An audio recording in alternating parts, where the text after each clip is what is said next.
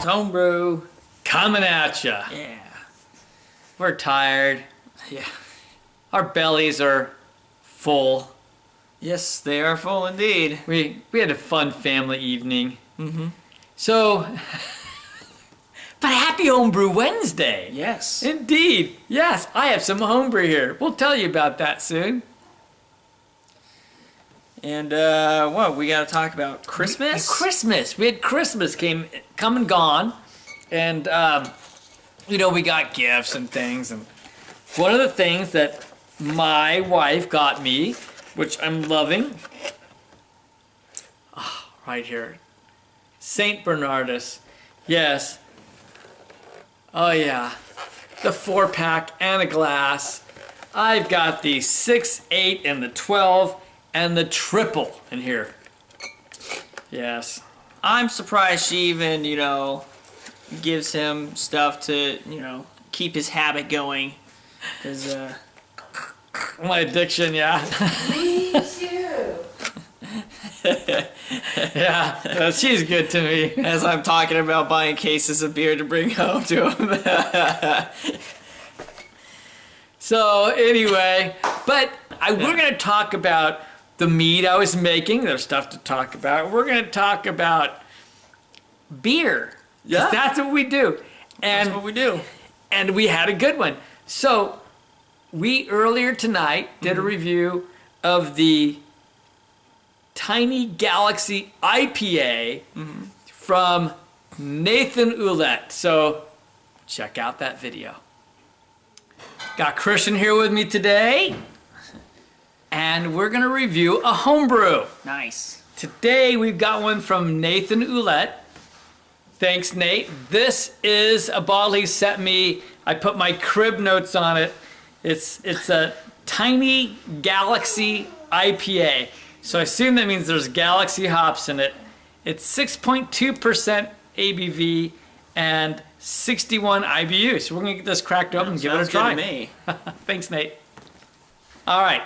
Chris will be right back, but I'm going to give you the view real quick. So we just got a ring of bubbles. They're kind of large bubbles. So we really didn't get much head on it.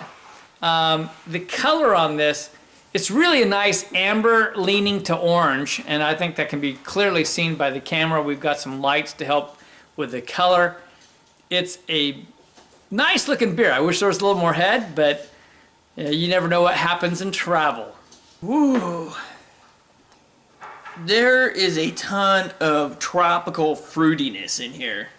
Am I wrong on that? There's a lot of hop aroma, big time on this. Yeah, big time. I had to go clear my nose because I wanted to make sure I was getting the right notes. I'm having a hard time nailing it down, but I'm getting like Passion fruit. passion fruit, that's good. A little bit of pineapple, passion fruit, that's even better. Guava. Really, now I didn't get the guava. I think of star fruits when I smell this. Yeah. Maybe a hint of like a kiwi on there. You know, like those juices called Hawaiian's Own? Like, that's what I'm getting. Like, it's a type of that. But there's like a little bit of a bite on it. Almost like, I want to call it like a pepper bite slightly. Yeah, there's the pepper bite I got. But you got the passion fruit. You got like star fruit. You got like some kiwi. Like, if you could turn this into, like, one of those Febreze scents that you put around your house, I'd have this all over my house. Just a little bit of hop. We should look into that. Hop Febreze. And you know there's like some malt backbone. You can smell just a light breadiness on it. I can't tell you that there's caramel or anything, but there's a light breadiness. I'd expect there's a lot of two-row in this. All right. Well, cheers. Let's do it. Cheers, Nate.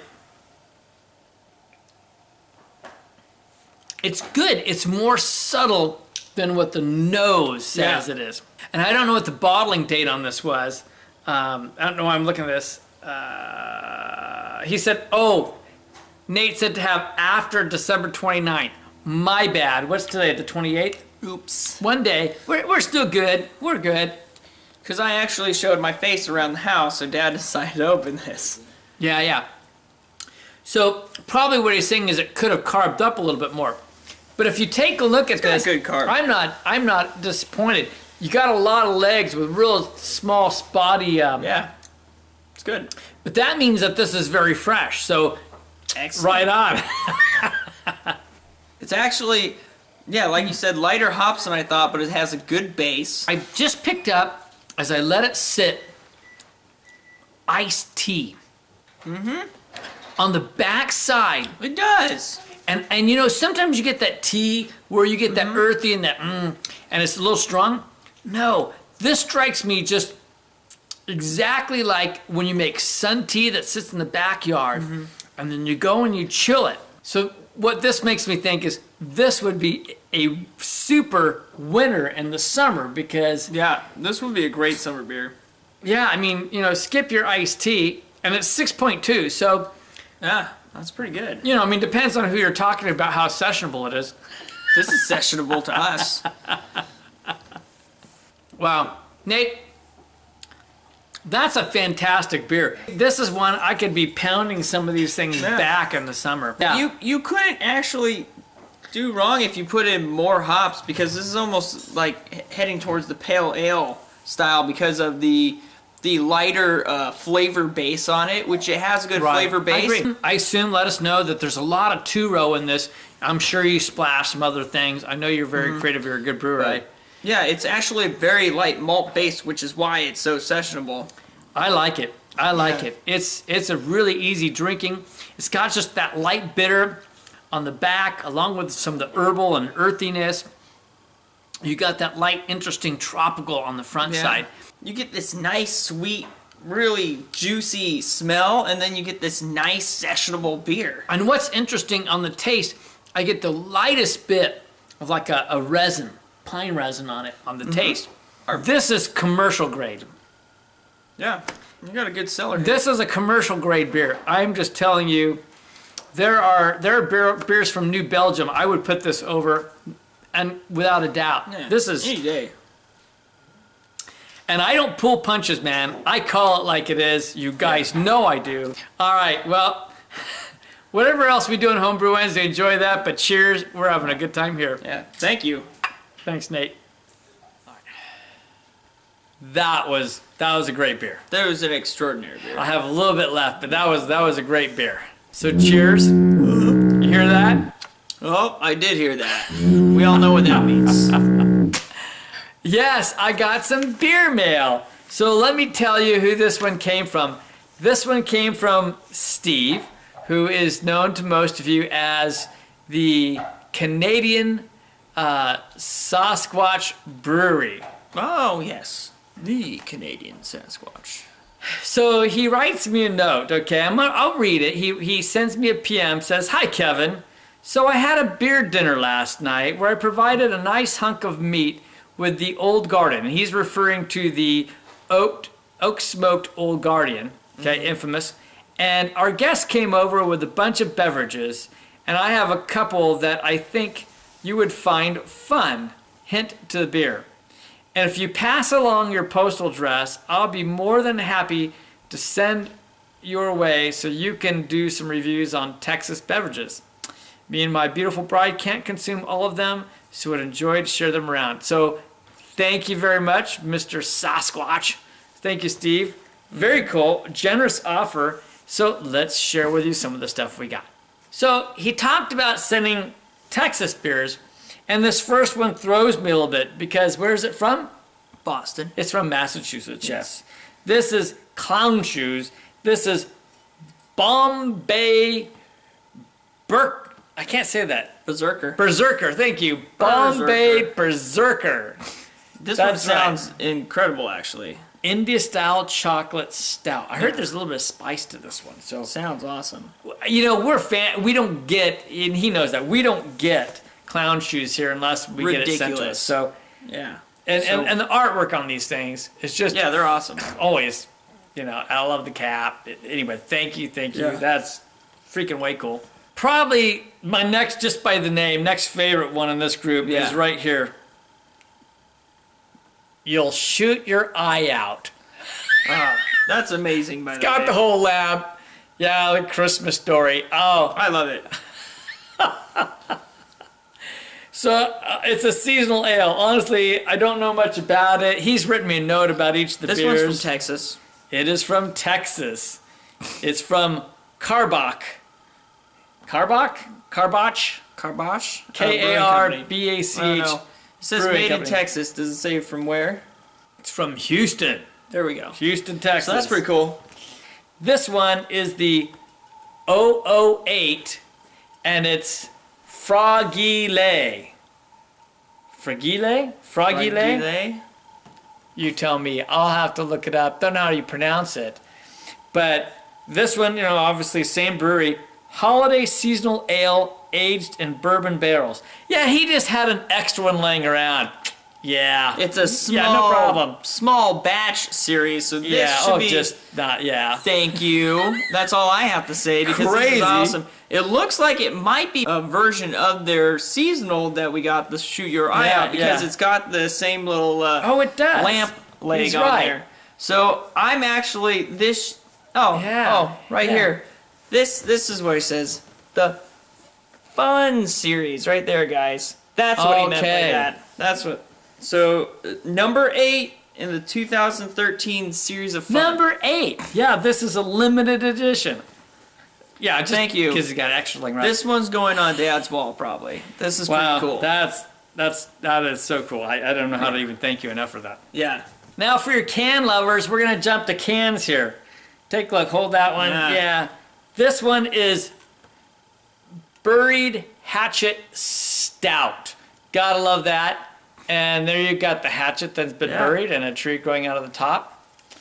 It is from Southern Star. Handcrafted taste in a can. Conroe, Texas.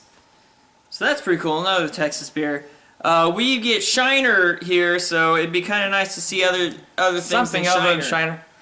Yeah, even when we went to Great American Beer Festival, the only thing I think we got from Texas was Shiner. Shiner. So this is cool. So the next beers we have come from St. Arnold, which he tells us is the oldest continuously running brewery in the state of Texas. And he sent us 2 beers. This first one is St. Arnold. It's a Christmas ale that they've been making for some time. And he said this is the best batch he's had since 2008. So this Canadian's been down in Texas for a few years. Yeah. So thank you, that's cool. And then which one did you get? And then we got the Icon here, which is pretty sweet. So if you guys can check that out. It's a pills, did you say, with a lot of sauce? It's a Bohemian Pills made with a nice malt base and Saaz hops. So it's just and it's currently his favorite pills. yeah. So here's the next one. It's the Don Jalapeno. Pretty cool, actually. And I it's like it. from a place called No Label Brewing, Yeah. which that's an interesting name. Yeah, there you go. It's right down And there. he wrote a little note about this place. They built a brewery on a place that used to be a grain silo area for distributing grains through the state, and now they've turned it into a brewery, so it's great for tours and such. And this is a jalapeno beer. He saw us do the crime and punishment, so Yeah. he decided to punish us a little bit more. Excellent. I mean, who can complain? I like the crime and punishment. And he wrote us a few more notes. I won't read all of it, but basically he did get some crime and punishment, so he's going to be trying that. Enjoy that. Hope you do like your hot stuff. And for some people, it's just fine. Other people, it's spicy meatball. Spicy. It's a spicy. Yeah, it's indeed. All right, so little quick update. So you guys saw me making the mead last time, and the bung popping out. And anyway, it never started fermenting. I never got a bubble. And so I went back and did some research and talked to guys, and evidently the yeast that came from Yeast, their mead yeast, some of it had gone bad on the shelves or whatever. They had some bad batch. And so, but you know, I couldn't be sure if it was that I didn't have the right fermentation aids or if it was purely the yeast. I wasn't going to take any chances. I talked to people, and one of the guys that works there is actually the brewmaster, whatever you call it, from Meadery. So I got some good tips. So I went and got some additional yeast, And so I got Lavlin 71B-112, and that was recommended for getting this back going again.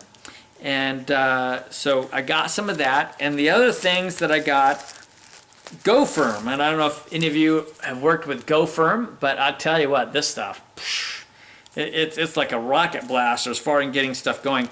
Just smell that. Yeah, that's what I was smelling earlier. Yeah. And the other thing I got was Fermade K. So some Fermade K. So I made a slurry to kind of rehydrate the yeast, and got some of the Fermade K in there, and the Go Firm, and then with some water that had been boiled and cooled back down. I added back in some of the mead, and then let that sit, and then added more mead, and kind of got that all going, and that was over a period of maybe a total of 40 minutes or something. And then finally added it back in. I'll tell you what, the next day morning I came back in, and it was just chugging away. And every time I would give it a little swirl, man, it was just going like nobody's business. And I waited about 4 days, and then I came back in and put like about someplace between a quarter and an eighth teaspoon of both of those again, with a tiny bit of yeast, and had mixed that in with some more of the mead again, added in. Oh my God, that thing just looked like it was going to erupt like a volcano. A little bit went over the top, so I got it cleaned all up and going, and it's just chugging like no one's business. Nice. So the mead is happy. It is rocking away. It's I tasted a little bit of it because that's what I do. Well, obviously. You could tell it was in that mid state between fermentation and honey. So I'm kind of looking forward to see where that goes. And I've got a lot to learn when it comes to meads. So, hey, I'll take all the tips I can get. And so Lermo 22, I know you're a mead maker. And I know there are a few others out there. So I want your tips and your tricks, and PM me or whatever. And if this goes well, I want to make some more. And in about 3 more weeks, I'm going to put it into a secondary and be aging it. But who knows? Maybe, who knows? I might be bad. I might have to make another one. We'll see. I'm going to be saving it for Thanksgiving. But I kind of got excited with this as it started going, and I got to taste some of it. So yeah. Well, I'm looking forward to tasting it because this should be good. So I might have to make another mead this spring. There we go. And have 2 different meads come the holidays. So can't help myself. Yep. So anyway, I don't know when we're brewing next. I'm sleeping through the winter, and I'm kind of doing the fat and happy through the winter. Well, I want to say I've been sleeping through the winter. I've been busy with girls, and now I've been doing wrestling practice at the local high school. So He's been wrestling with high school kids, and he just had his 29th birthday a couple weeks ago. I'm feeling old, guys. I feel like I just turned 30 or something. But yeah, we'll get brewing something again soon. I'm just trying to decide what I want to do. Really, the one I really want to do is late spring. I'm planning on doing the coconut IPA. I seriously want to do that. We should do that one. Oh my gosh, I want to do that so bad. And the other thing I want to do is take that base malt that came from Ryan Rashawn that we used in our Use or Lose It IPA, and I want to add just a little bit of rye in that, and make an IPA with some really fun hops, but with maybe just a little kick of spicy rye on it, and see where that goes. So that'd be fun. Anyway, we'll see how quickly we brew. I hope you guys all had a wonderful Christmas. Because we did. We did. And the parents speaking of, got a really cool gift for the whole entire family. They got us tickets to Journey and Steve Miller at our local amphitheater. So that's pretty cool. So we got something to look forward to here in July. I know, Larry, you like that. I did that one. So Lermo 22 said, oh, we must be brothers. So yeah. So the whole family's going together. So that's good. going to be a blast. That should be cool. And they were generous enough to give me 2 tickets, so who knows? I'll have to pick and bring choose. a lady friend. We told him he can either bring a lady friend or he can bring his roommate on the condition that he shaves his legs and wears a skirt. So if you happen to see that, you never know. to see the concert, he might do that. So from Kevin And from Christian, at Clement's Homebrew, don't make a New Year's resolution that you're just gonna break. See you guys.